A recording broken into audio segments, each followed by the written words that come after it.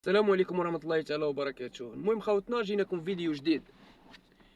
سمعت تبون رئيس الجزائر، الرئيس تاعنا في الجزائر هذا تبون بعدما كان يتاجر بالقضايا الخارجية، ومن بين القضايا الخارجية الذي كان يتاجر بها المسمى عبد المجيد تبون، وليكون في علم الشعب الفلسطيني وكافة من يحمل الجنسية الفلسطينية أن تبون كان يتاجر بالقضية الفلسطينية. وكل الدول العربية وحتى الدول الأجنبية وحتى الدول المسيحية قامت بجمع التبرعات وإرسال المساعدات إلى فلسطين، ليس الجزائر وحدها فقط. سمعت؟ ليس الجزائر وحدها من قامت بإرسال المساعدات إلى فلسطين، كل الدول العربية قامت بإرسال. ولكن هناك من يتاجر بالقضية الفلسطينية، وأنا كجزائري اسمع واش رايح نقول لك. اسمع جيدا إلى كلامي. هذا تبون اسمع واش يقول. سمع تبون بعدما كان يتاجر وقال لكم بأن القضية الفلسطينية تكاد أن تكون قضية وطنية. هذه وحده. وقال لكم القضيه الفلسطينيه راني متبعها انا شخصيا، خليوها عليا. هذه زوج. حاجه ثالثه قال لك القضيه الفلسطينيه خط احمر اللي يمسهم يمسنا، وهذا قبل 7 اكتوبر. سمعت؟ وما نساوش يعني قامت الجزائر بارسال الاموال وارسال وارسال وارسال. اسمع يعني بعد صاي. اسمع. وعلى راسها الشعب الفلسطيني. لقد انهارت في فلسطين المحتلة كل المعايير والقيم الإنسانية والأخلاقية والدينية والقانونية أمام ما يشهده العالم يوميا من مجازر وحشية ترتكبها قوات الاحتلال ضد الشعب الفلسطيني الشقيق. قال لكم يشهدها العالم. المجازر التي تحدث في فلسطين يشهد عليها العالم. ولكن بما ان هذا تبون كان يقولنا احنا في الجزائر، والصحافه الجزائريه مانيش نسيكم راني جاي، كان يقولنا بان القضيه الفلسطينيه تكاد ان تكون قضيه وطنيه. يعني المفهوم نتاع الكلام نتاع هذا من هذه الجمله هو ان لنفترض فلسطين جات داخل في الجزائر، فلسطين ولايه جزائريه وتعاني اضطهاد او حرب شوارع، فماذا سيفعل تبون؟ سيتكفل بإرسال جيش وإرسال وإرسال وإرسال، كما نشاهده حاليا يقوم بإرسال يعني مختلف الوحدات والأسلاك الأمنية لقمع الشعب. ما شاهدناه يعني في مسيرات، باسكو المسيرة اللي درناها احنا في الجزائر الشعب الجزائري احنا نشكروهم بارك الله فيهم، ولكن ليست مسيرة نتاع 2 سوايع نهار الخميس من 11 للوحدة. يعني خرج تاكل تتغدى كما يقولوا، خرج احنا كما نقولوا في الجزائر، خرج تفطر قيس ل 11، خرج من الخدمه ولا من المدرسه تاعك افطر وخرج قول رانا معك فلسطين رانا معك فلسطين. الوحده ارجع تخدم. قال لك ما كاش الجمعه، خاصكم ديروها بالخميس فيها غير 2 سوايع باش يقدر كي يحتوي يعني الوضع. وهذه مسيره مع فلسطين. الناس خرجوا في الليل في النهار، خرجوا في نص الليل، خرجوا في الصباح، خرجوا في العشيه، تبون عطاهم 2 سوايع.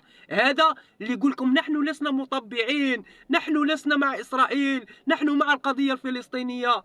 اسمع قال لك العالم يشهد على مجازر، انا نشهد، طفل صغير يشهد، الناس في الانجليز تشهد، الناس في الدنمارك تشهد، غير العالم يشهد. يا اخي انت كنت تهضر. المرأة والصمت عالمي ورهيب، فإنني أناشد جميع أحرار العالم والخبراء القانونيين قال لكم انني اناشد كل احرار العالم والخبراء العلميين والتقنيين والميكانيسيين والتريسيانيين والمصويين والبنايين واللي يخدموا في لافاجيين والفرماسيانيين من اجل القيام بتحقيق معمق ووقوف المحكمة الدولية على ما يحدث في فلسطين. هكا قالها.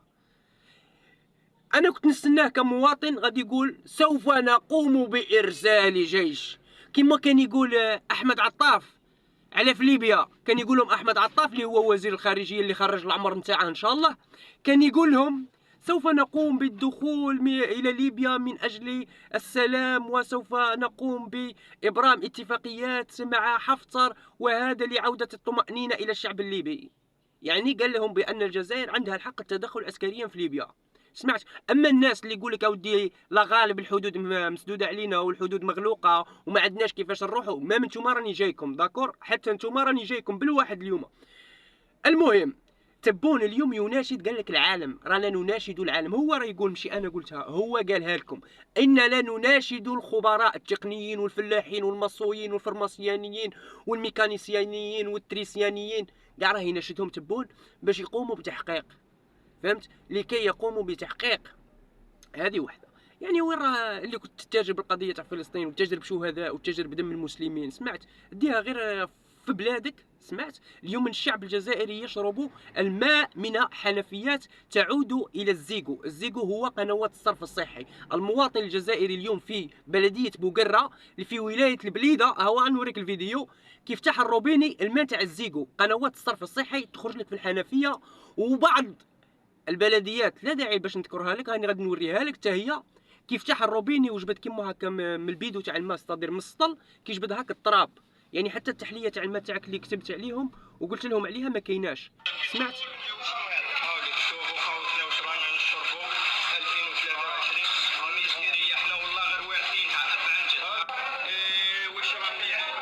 بترول بترول بترول بترول. سنة 2023 يا اخي ما راش يكذب، في 2023 سمعت، في 2023 هذه ديها غير في عمرك، ديها غير في بلادك وقيمنا احنا كشعبك. سمعت.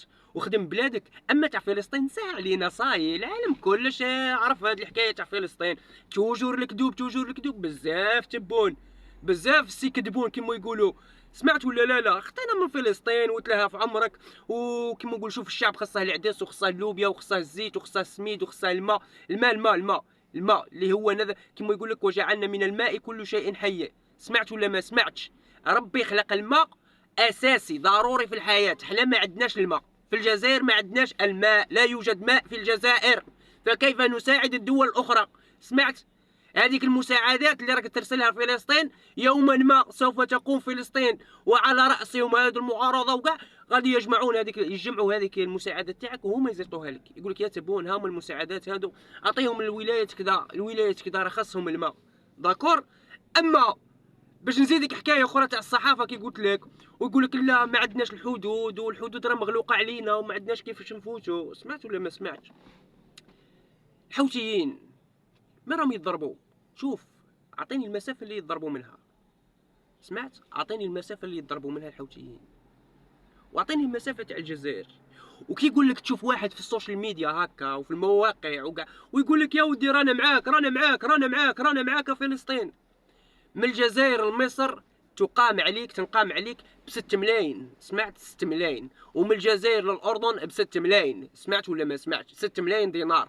المواطن الجزائري ما كاش واحد ما عندهش 6 ملايين، تبيع سونطروا تاعك يعني موتور دراجه ناريه تلحق ب6 ملايين وروح موت في سبيل الله، جاهد في سبيل الله. سمعت ولا ما سمعتش؟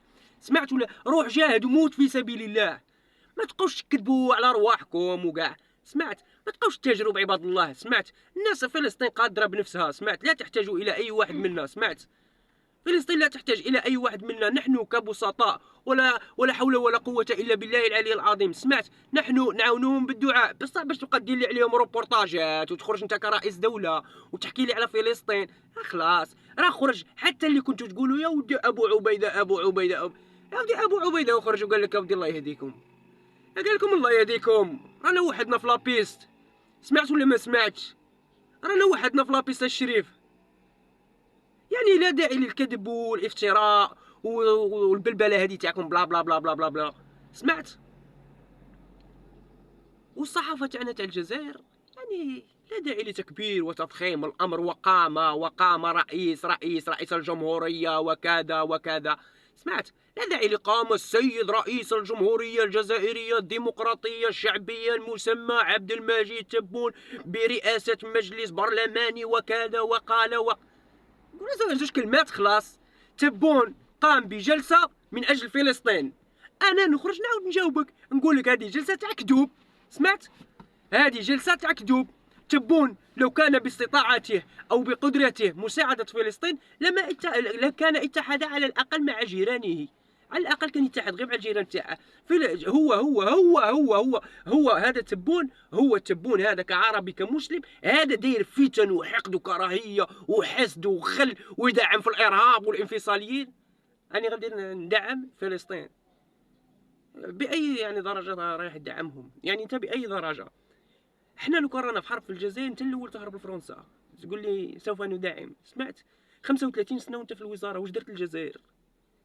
واش درت انت يا الجزائر في وقت انت كنت وزير؟ واش درت الجزائر في وقت انت راك رئيس؟ واش درت الجزائر؟